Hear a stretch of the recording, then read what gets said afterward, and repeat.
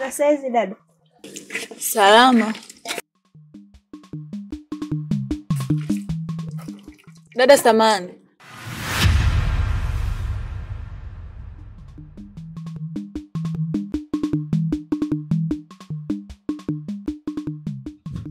Mbona naingia ndani kwangu bila ruhusa yangu? Kwani hujui mimi ndo mama mwenye nyumba?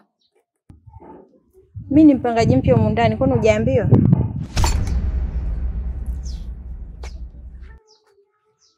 Mpangaji mpya.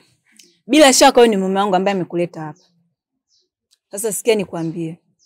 Kama wewe si mpangaji au ni mkewe, sitaki kukuona humu ndani. Naomba urudi ulikotoka. Kwa hiyo wewe mpaka unaniuliza mimi humu ndani ni nani? Kwa hiyo huyu alonipangisha humu hajakwambia? Alafu pia kama hajakwambia basi hauna umuhimu wa kunijua mimi. So, naomba niende. Yaani hicho kitu hakiwezekani. Yaani umekuja hapa kwa ajili ya mume wangu. Yaani wewe mke mwenzangu mimi. Hilo futa. Mume wangu namjua vizuri. Ila humu ndani piga huwa galagaza. Humu ndani hauingii. Sikiliza nikwambie dada.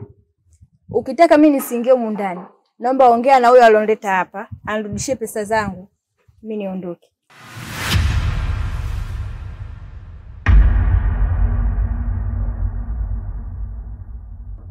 Ni bora umekuja mume wangu. Naomba niambie vizuri, huyu ni nani? Mke wangu.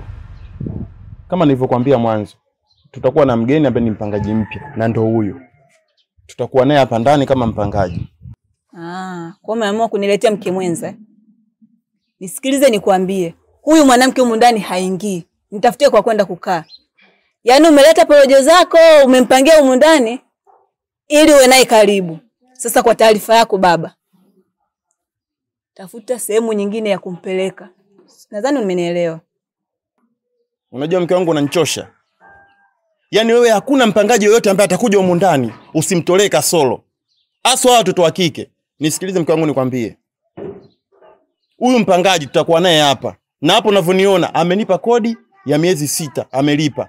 Na katika hiyo kodi nimekupa nusu, umepeleka vikoba na nusu mbaki na mimi nikapeleka kwenye biashara. Kwa hiyo kama unataka mpangaji aondoke, basi tafuta hela yake ya kodi, mrudishie ili aondoke. Lakini mimi unavyoniona, sina hata shilingi 10 hapa mfukoni. Kwa hiyo mume wangu, hujaona watu wengine huko? Hivi alivyo. Na mshepo wote huo. Wewe kuweza. Wewe, sikiliza kwa umakini. Utake ustake, itabidi humu ndani aingie. Kama utake yake humu ndani, toa hela yake aondoke. Jamani. Yaani hapa nilipo nimechoka. Wewe kaka, naomba kaniishi kwa chumba mimi nipumzike basi. Yaani toka jana usiku akili yangu haijapumzika. Tafadhali. Karibu. Wewe subutu wapi? Unataka kuniletea ugaigaye? Hivi una akili kweli mke wangu wewe? Mtu katoa kodi ya miezi 6 na imetusaidia, umepeleka hizo hela zako kwenye mavikoba huko. Hapa sasa hivi unacholalamika nini? Nishakwambia ndo staki kabisa mimi. Hebu kuja kunipanga panga, si ndio hivyo Ngoja uone. Ataondoka siku sio zake.